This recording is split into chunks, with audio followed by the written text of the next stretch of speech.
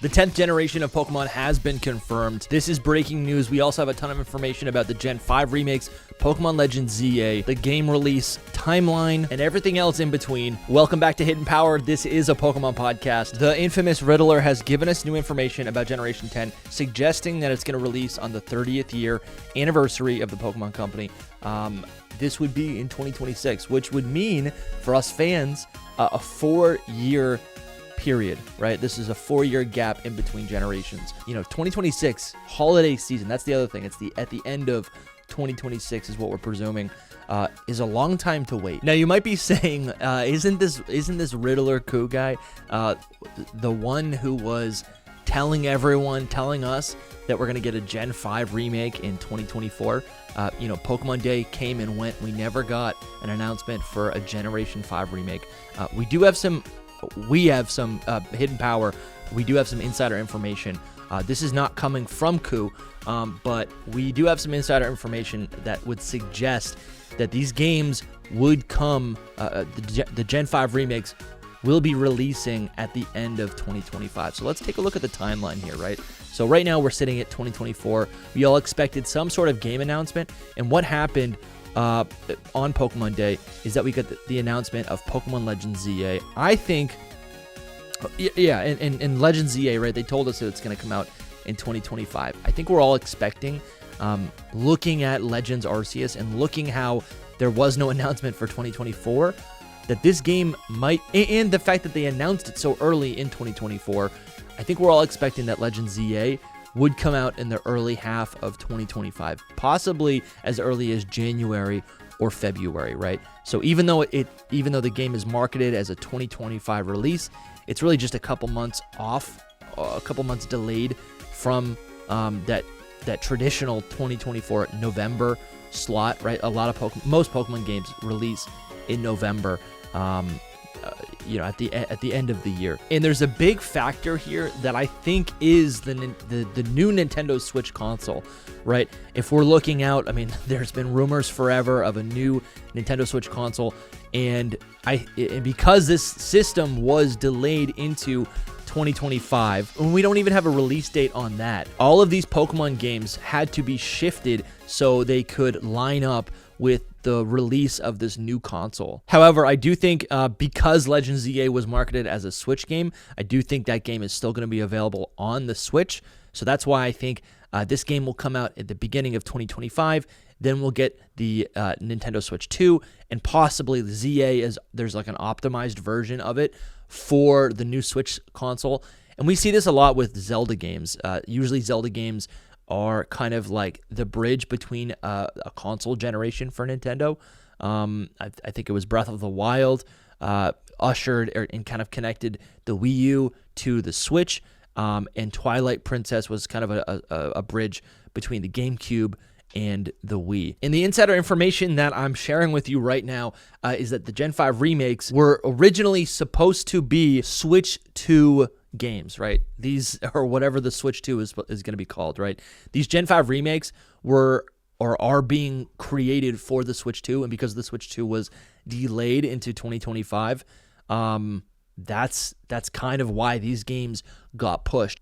The information that this Riddler had given us was accurate to a point, and then the Switch got delayed. And now what I'm realizing is that these Gen 5 remakes can fit very snugly at the end of 2025. Kind of a reverse. It's very similar to what we saw with BDSP and Legends Arceus, but it's kind of a reverse now, where we're going to get Pokemon Legends ZA and then the Gen 5 remakes a little bit later in the year. So that's actually 2 Pokemon games in a single year. But it's really not that different than a yearly release cycle. It's really not that different, and that gives me a little bit of solace. But now, as we look forward to, because that kind of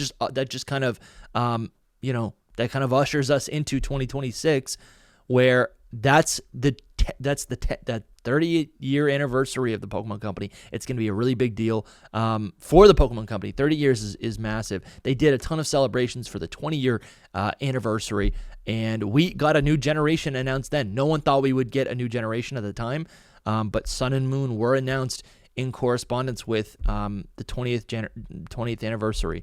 And I think we can see a similar thing in 2026. 2026, these are the facts, 2026. And then this is the breakdown. We got 2026, 30th year anniversary, and then Generation 10. And we've done plenty of videos on this channel detailing what a Generation 10 game could look like. You can definitely go check out the whole catalog. But regardless of what the game actually brings us, it really is a long time to wait, 2026.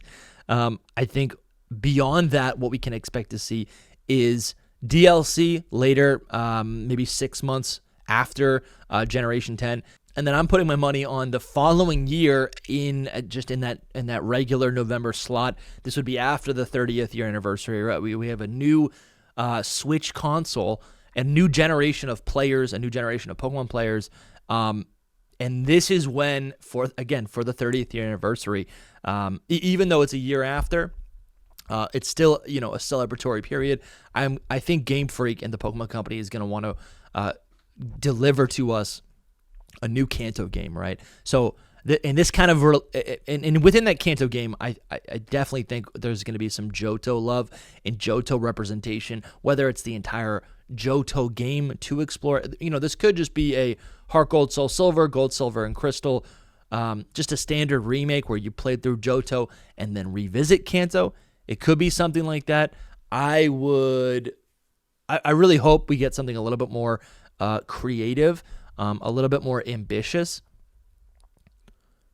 Whether it is its own Legends game or just a classic open world remake, we've done a whole video on that and detailing what that would look like. But I do think a Kanto Johto, a return to those regions, is going to be definitely a priority for Game Freak.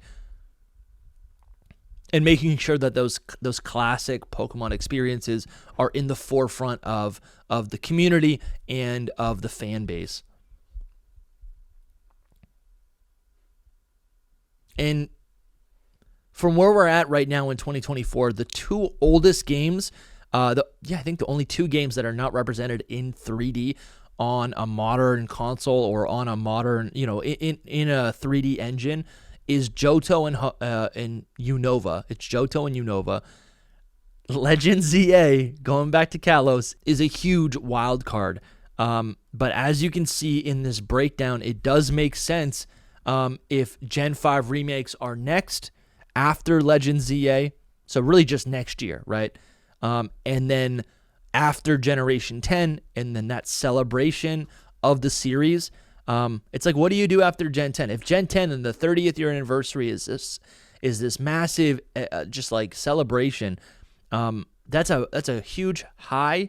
What do you do after that, right? Well, I think you could follow it up with a Kanto game and make just as big of a splash as that Generation 10 game and kind of extend the celebration out a couple years. That's what I would expect. And I'm talking to my co-hosts, Lumi and Soul, right now. It's hard to tell if they're actually excited or not about this massive delay for Generation 10. Because honestly, if you have watched the podcast, you know that we were, I think it's tough to say. I think it always made sense. Last year, I was saying Gen 10 in 2026 made sense. But then with the additional information about Gen 5 remakes and Faithful remakes and all of this stuff and these gap years, I think that's what I'm afraid of, the gap year, right? That's a long time to wait with no new Pokemon information. And I think a lot of fans take the yearly game releases for granted. I think that is I think it's a great thing to have. And when it's not there, right? If Pokemon turns into a series that only releases 3 years, sure, you could say the quality goes up. I don't really think the quality goes up, though, necessarily. The issue isn't really time. The issue is resources, right? And what we've seen is Pokemon, we got word that the Pokemon Company has created a new team called Pokemon Works to create Pokemon games, presumably alongside Game Freak, alongside maybe Ilka, the developers of Brilliant Diamond and Shining Pearl. Possibly they were reformed into Pokemon Works. So there's a lot of moving parts and a lot of teams working on Pokemon, and I really think the main variable here is the Switch 2 and the release date of that, whenever that is going to be. We don't even know when that's coming out. Probably by the end of the year. I think that is what's causing all of these shifts, right? The person who has given us information in the past, Riddler Coup, he's given us a lot of very valid, real, confirmably real information. And it's been great having him in the community because it gives us something to talk about. But when he is wrong, I think it's because he's just not privy to the whole picture. He's probably just really, informed about whatever Game Freak is doing. And I don't know, maybe that brings up questions of, is Legends ZA developed by Game Freak? Of course it is. But why did he not know about that, right? Why does he know about the Gen 5 remakes? Maybe because I would think the Gen 5 remakes, if they're faithful remakes, which we don't know, right? The Gen 5 remakes could be a whole new thing. Then wouldn't they be developed by Pokemon Works or Ilka? That's where I would want those resources to be going. And I think the other huge thing here that I don't even have listed in this timeline is Pokemon ports, right? If there are gaps in this timeline where we have nothing going on, I want port these older Pokemon games, right? I have them, I can play them, but I think a lot of fans don't have them, right? Give us and I think it's going to happen on the 30th year anniversary. I think that also makes sense for them to be like 30 years of Pokemon. Wow, so amazing. Switch 2. Guess what? You can download Red, Blue, and Yellow, Gold, Silver, Crystal, Ruby, Sapphire, Emerald. You can even get the remakes if you want, Fire, Red, Leaf, Green. I think that makes a lot of sense. They've already done the Gen 4 remakes in the faithful remake style. And then at this point, if the Gen 5 remakes are out, then that's Gens 1 through 5 that are all playable on the Switch 2, right? On a Switch console. That's pretty great. That's pretty great. And now we're experiencing the Kalos region with Legends ZA. That's pretty powerful. The only thing that we wouldn't be able to play, the only region that we wouldn't be able to visit is Alola, at least on the Switch. Set of consoles, right? Because we have Gen 8 and Gen 9 and Gen 10 all on the Switch. And yeah, the glory days of a Pokemon fan, the second golden era for me was the 3DS, because you could play every single game and experience on that console.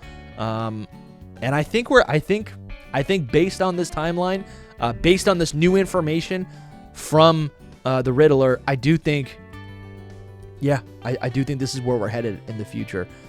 Pretty excited. I would love to hear what you guys think in the comments. We're going to have a full breakdown, a full podcast next week. SoulSilverArt is going to be here to break down everything that he's been tweeting online. The LumiosePost is going to be here as well. I'll be here. So make sure, if you are new, subscribe. We do weekly Pokemon podcasts. If you like news, analysis, deep dives, discussions about Pokemon leaks, or Pokemon lore, we run the gambit. We do it all. If this is what you like, there's plenty more here. So make sure you subscribe if you want to support us on Patreon. We're also, there's also a ton of bonus content. Thank you guys so much for watching. We'll see you soon.